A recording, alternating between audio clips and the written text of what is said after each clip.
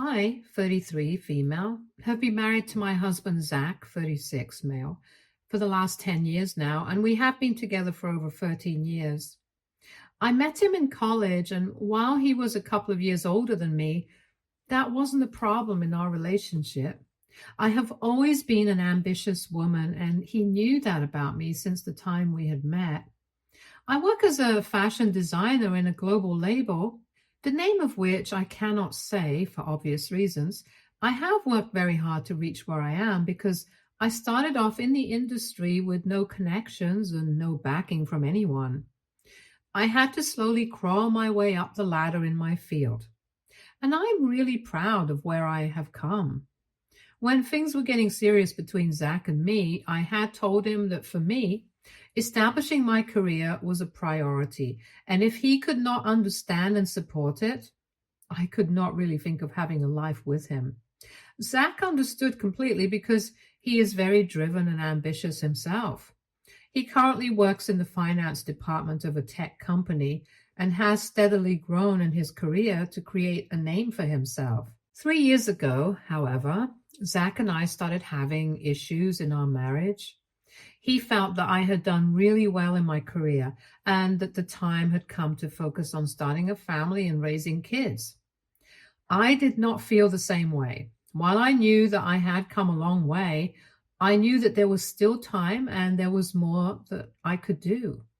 I had, by that point in time, begun looking to switch to my current label or other labels of the same stature. Securing employment here is very tricky, but my old job was in jeopardy too due to COVID-19. I knew they would begin laying us off soon, and I couldn't afford that, so I was looking to make the switch before something untoward happened. Zach, on the other hand, thought that this was the perfect opportunity for us to try for kids. If I got laid off, I'd get a break and I could just focus on the baby for a couple of years and then start working again if I wanted to. I did not want that for myself at all. Anytime that we had a conversation about it, it ended up turning into a fight, and I knew that he was not interested in listening to me or hearing my perspective. So I started applying to these places without confiding in him. I felt horrible at first because he was my partner and we had always shared things with each other. But I knew that I could not sacrifice my career at this juncture. A few months later, in late 2021, I landed my current job. When I did, I was over the moon, ecstatic, extremely proud of myself. But Zach, unfortunately, did not replicate those sentiments.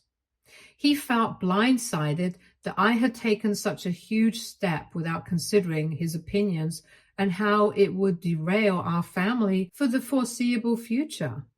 I tried explaining my point of view to him, but he was hurt and didn't want to make any kind of sense. I knew that I needed to give this time in order to salvage and improve our relationship. And by April 2022, I had proven my mettle to my managers and supervisors, and my terms of employment were upgraded.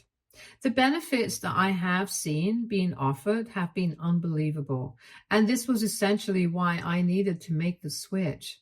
I knew that in these big labels, once you secure a place for yourself and work hard initially, you wield a lot of bargaining power. When I told Zach about the perks I was being offered, he at first thought that I was joking. They were that good. I would get 6 months of paid maternity leave, along with another 6 months of either unpaid leave or work from home. I was free to choose. None of this would have been possible in my older job. I thought that this was thus the best time to try for a baby because now I would not have to compromise my career for motherhood. I had a secure job that had provisions to allow me to transition into this new phase of life as easily as possible. I thought everything was going well, and we started trying for a kid. Unfortunately, we did not have any success till November 2022, which is when we decided to go to the doctor to see what was up.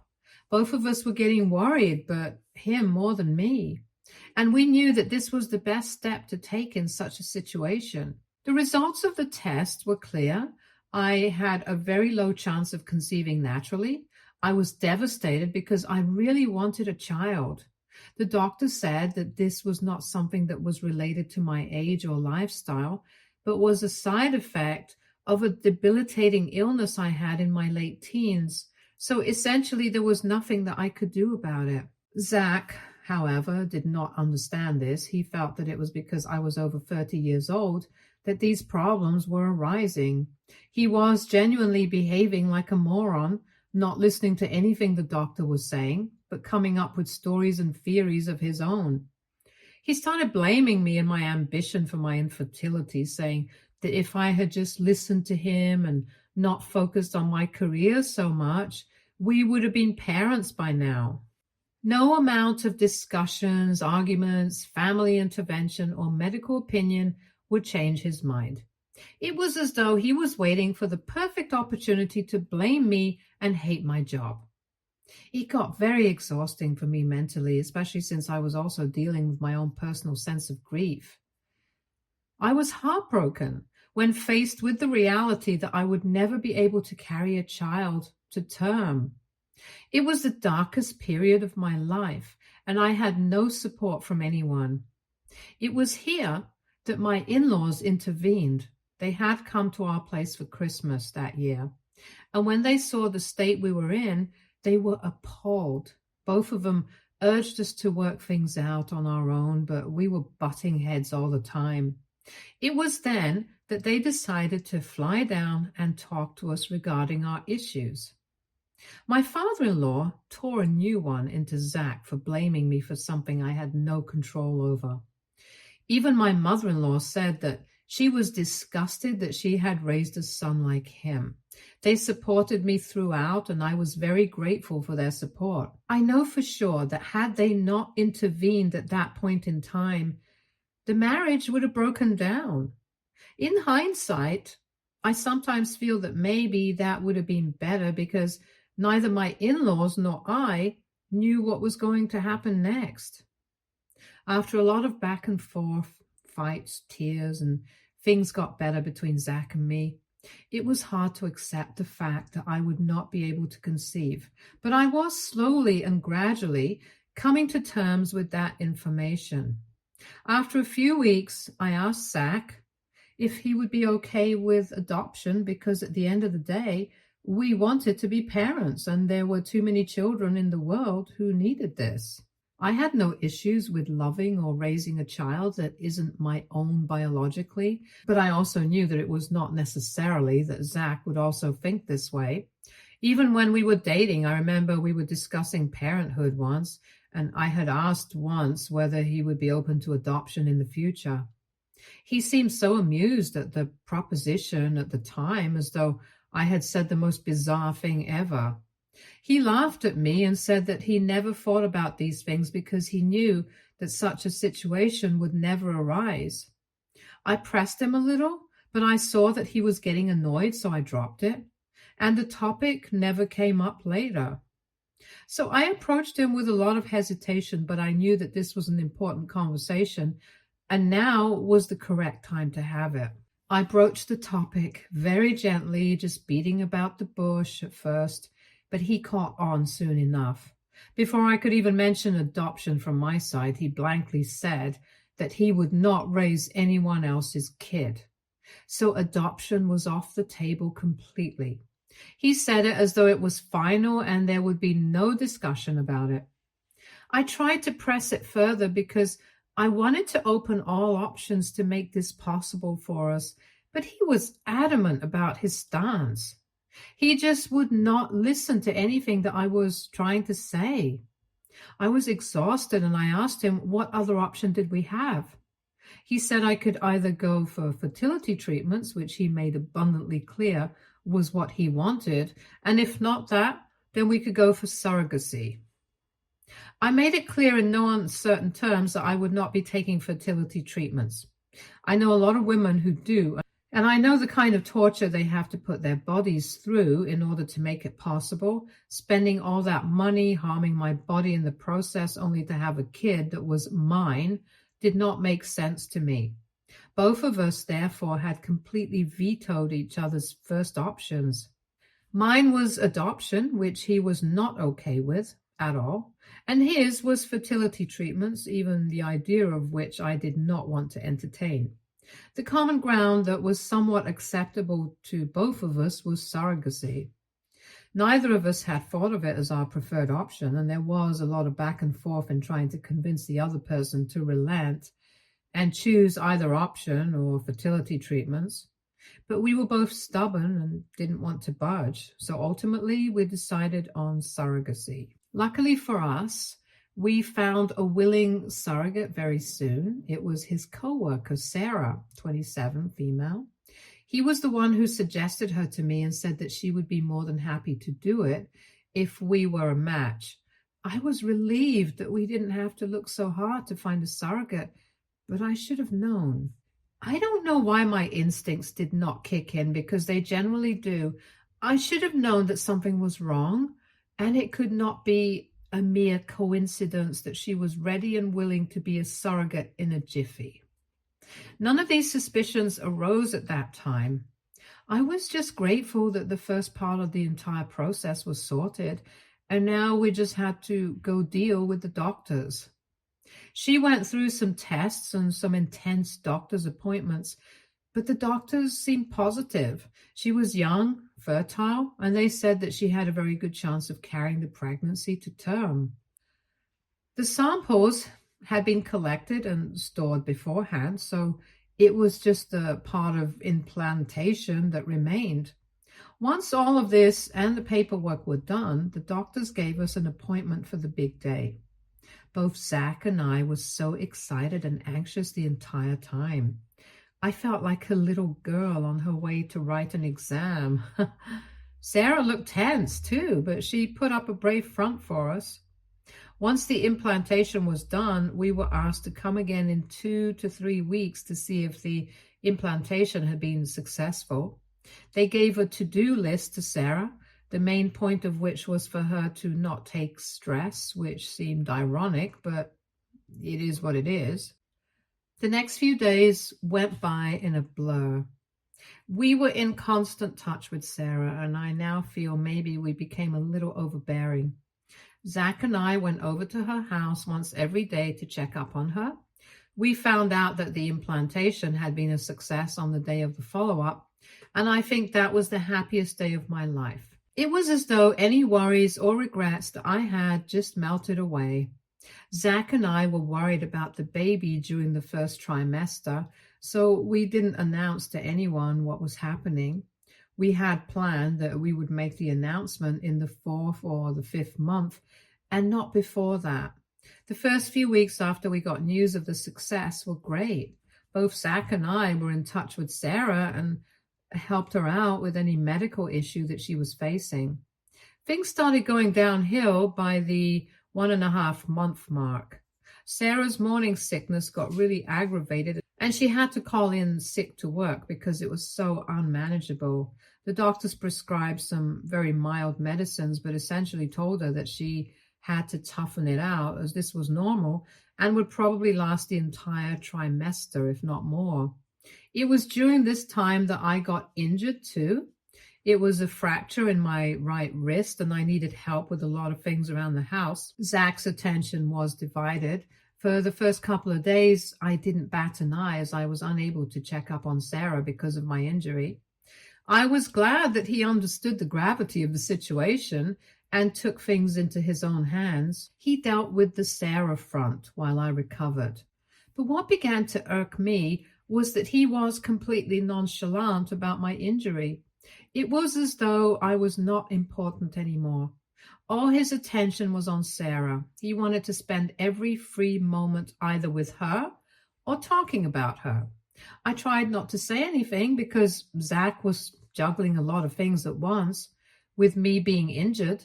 But I did get really snappy with him. It all came to a head one day when he asked me if I even cared about our child. And I snapped back at him about not caring about me at all. After this initial eruption of anger, we sat down and discussed what both of us felt, and he said he would do better to make me feel important and heard. I trusted him. Big mistake. We moved forward. In the next couple of days, his behavior towards me improved. I will give him that. He was more attentive. We were spending more time together, but his mind seemed occupied elsewhere. He was still fawning over Sarah like a little puppy, and with every passing day, it began to feel more and more like he thought she was not our surrogate, but rather his wife. She had taken an off from work, and while it was paid leave, Zach was still working extra hours to cover for her and went to meet her every single day, even if I had been to see her earlier in the day. The first thing he did after getting off from work was driving to her place and spending some bonding time with her. This is how he described it. He was bonding with her, not the surrogate. He came back, changed, ate, and went to sleep. We had a dead married life. We didn't even talk to each other if it wasn't about Sarah. His focus was not on his kid, but on the surrogate carrying his kid. And it was just devastating for me to be around that kind of talk all the time. It made me feel thoroughly inadequate and incomplete as a woman. I wanted to raise this issue with him, but I knew that I had no stand to do so because it was my infertility that led to this. We needed a surrogate because I couldn't naturally have children, and at the end of the day, Sarah was helping us out at the cost of her health and life. I felt like a disgusting human being for feeling envy and anger towards her instead of gratitude. The entire situation was just driving me off the rails to the point that I had begun contemplating whether surrogacy was even a good option at all. Instead of bringing us closer, it had driven a wedge between Zach and me, and that was not something that I had anticipated at all. I don't know what came over me, but this dynamic between Zach and Sarah was driving me crazy. I was overthinking every waking moment, and I somehow had this nagging feeling that they were having an affair. I had no other way to explain it. Rationally, I could explain his emotions as those of a man on the brink of fatherhood that he eagerly awaited. I probably would have felt the same way, but all the alarm clocks were ringing in my head, and I knew that I needed to do something to calm my nerves. By the time I had decided to snoop through his stuff in order to find something that either confirmed my suspicions or assuaged them, Sarah was over 5 months pregnant. While Zach's entire focus was on Sarah and her pregnancy, my entire focus was on trying to find out what was up between them. I admit that at that time I was not the best partner to my husband or the best support system for Sarah, but in my defense, I was too muddled in my own head to take care of them. And to all those who are going to pounce on me in the comments saying that I should have just spoken to my husband, I tried. Not once, but multiple times, but his behavior never changed. And that was what made me feel worse. That despite me expressing my feelings, he had no regard for them at all. So whenever I had time, I used to check his phone and chat. He actually has 2 numbers, so it took me a while to scan everything. I didn't find anything either in text or on his Instagram. The texts and DMs were mostly just her informing him of anything that was up with her and him checking up on her. It was a little too safe for work. In some places, it did feel like chunks of the conversation had been deleted because there was no flow in the chat, but I couldn't be sure. I felt a little guilty after all this snooping because I did not end up finding anything even remotely fishy. Nevertheless, I was not satisfied. I then decided to check his emails. I finally got the chance to get hold of him yesterday. His professional email didn't have anything between them, just official correspondence regarding work. I checked his private emails and nothing was even there. No emails, no contact with Sarah, nothing. It was then that a third email ID caught my eye, one that was already logged in on his system. I quickly opened that and it had mails with just one other email ID dating back to 2022. I didn't have time to read all of the emails, so I copied and pasted a lot of them and sent the doc to myself. I felt that I would get caught snooping and it would ruin this one chance I had of confirming my doubts. Thankfully, I had luck on my side, and I was able to copy the entire exchange with Zach waking up. I could not sleep a wink the entire night. I wanted to read every single mail that was there aloud for him to hear, but I knew I had to be smart about it, not impulsive. I decided to wait until he left for work the next day and then read the emails. What I found shook me to the core. It made me want to fire bullets in his chest. He was not just cheating on me emotionally and physically, but he was also planning on defrauding me. It took me hours to go through all the emails. So basically, what I found was that he and Sarah had been having an affair since early 2022. Nobody in their office knew about it. It started with him talking to her about our problems, and she would listen to him and validate him. Gradually, it developed into something more. Intimate, sleazy texts and images, verbal abuse, sarcasm directed towards me, and all that jazz. It was horrifying to read. Something broke inside me when I read all this. It felt as though everything that I had built over the years had come crashing down on my face, and I couldn't do anything about it. I gathered some courage and read more. So basically, Sarah could never have children of her own, in the sense that there was some problem with her eggs, and she was the typical woman Zach would like to have as the mother of his kids. So they hatched a plan together. The plan was that they would somehow get me to agree to surrogacy, and Sarah would step in as the savior. Jack had convinced Sarah that once the baby was born, it would be in the best interest of their family that Sarah quit her job and become a stay-at-home mom. The only way they would have been able to afford a luxurious life with only one income and a family of 3 would be if they somehow roped me in. The plan was that right before the baby's birth, Zach would start picking fights with me, and he would ultimately lead us to divorce. He would then press the courts for primary custody because even though I was the biological mother, he was willing to raise the child with the surrogate. I would then have to pay hefty child support payments till the child turned 18, which I could afford given my job.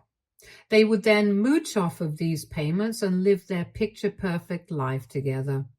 All of this was detailed in its entirety in those emails.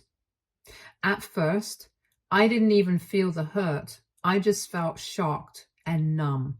My brain could not process the months of meticulous planning. If they were so happy together, if he didn't want to be with me, he could have done the respectable thing and told me. I had been living in a sham of a marriage for the last 2 years, working through issues, letting my self-esteem be crushed, all for him to be able to have an affair and a baby. My baby with another woman.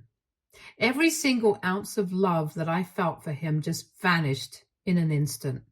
I could only feel rage and disgust in every fiber of my being. I knew that I had to do something, and I needed to do it fast. I needed to get my ducks in a row and get myself and my kid out of this mess. And that too, as soon as possible. I called my lawyer friend, Stacy, and told her that I needed to stay with her for a few days and sort things out. I then sent a text to Zach saying that Stacy was sick and needed someone to help, so I'd be going over to her house so that I wouldn't be disturbed. I don't know where I stand legally in this mess, but I know I'm not going to give up or back down. Update 1. Stacy and I had a long chat. She cannot fathom that all this had been going on for 2 years and I didn't get a clue. I told her that I had no reason to distrust him. Despite the fact that we were having our fair share of troubles, I had never anticipated that the man I'd been with for 13 years would do something like this and betray my trust completely. The good thing is that we are sure of the next legal steps that we have to take, and she says she is positive that I'm going to win this one. However, she says that everything needs to happen before the delivery and that we will have to make the entire scheme and therefore their little affair public. Because if that is not done, I don't stand a chance in the courts. The other way is that I wait it out and wait for Zach to start the divorce and then try to get primary custody, but that seems unlikely. And to be very honest, Zach does not deserve this grace. He deserves all the mudslinging that he's going to get for ruining my life like this. And I can't wait to expose him and Sarah everywhere. In the courts, in the family, and most importantly, in their workplace. That is the only way that I can get my revenge. Update 2. It has been a total 3 days since I read his emails. After spending a day with Stacy, I went back home for 1 day and packed all my important stuff while he was at work. I didn't want to give him even a split second to think that I knew or that I was planning something, so I decided to stay with Zach that day and tried to behave as normally as possible. Stacy, meanwhile, was getting the divorce papers in order. Today, right after Zach went to work, I took all my stuff and went to Stacy's house. She had by then sent the divorce papers to his office and a notice to his boss saying that 2 of his employees are going to be involved in a long-drawn legal suit on grounds of adultery and fraud. This was only meant to make the management aware of the cute little affair between my soon-to-be ex-husband and his witch of a partner. It did have the desired effect because Zach had been trying to contact me through all means possible. He has tried calling, voicemails, texting, and using his friends' colleagues' phones to call. Stacy has advised me to not receive any unknown calls on my phone, and if I do, I need to record it because anything that he says from this point onwards can be considered as evidence. His messages in themselves are very incriminating. He has had a total outburst in my chat and is alternating between begging me to come back to make things right or calling me every name under the sun. Surprisingly, Sarah hasn't called me or tried to get in touch yet, though I am sure that Zach would have informed her of the recent developments that are going to shake her world. I think I now finally have the time and luxury to grieve the loss of my marriage and life as I knew it, since the part of the confrontation is over. I have been in fight mode ever since I found out, so now I know I can let myself feel all these feelings that I've been bottling down for the last couple of days. Update 3. It has been a month since I served divorce papers to Zach, and things are looking good at my end, if I may say so myself. I have moved in with Stacy in her extra bedroom for the time being, but I will finalize my lease for the new apartment by the end of the week.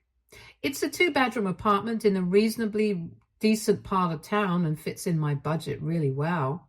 Zach has been fired from his job, which was what Stacy intended with that information leaked to his boss. Now that he has no source of income, Sarah and he cannot claim custody of the child when it's born. Sarah has not been fired because the company has probably taken into account the fact that she is pregnant, but she has been asked to rethink her place within the firm after pregnancy. However, people in their company now think that the kid is actually Zach's and Sarah's, and that is not working in their favor either. Their perception of the industry has been tarnished completely, and this is affecting Sarah a lot. I know all this because of a drunken call from my soon-to-be ex-husband. So all in all, Stacy and I are almost certain that we are going to win this one. I cannot divulge more details as of now because the case is still ongoing and this might be held against me. I might have to grant some visitation rights to Zach, but according to Stacy, Sarah will have no legal rights over the kid, which is a relief to me. I won't be updating anymore because I don't want details of the case getting out for risk of identification.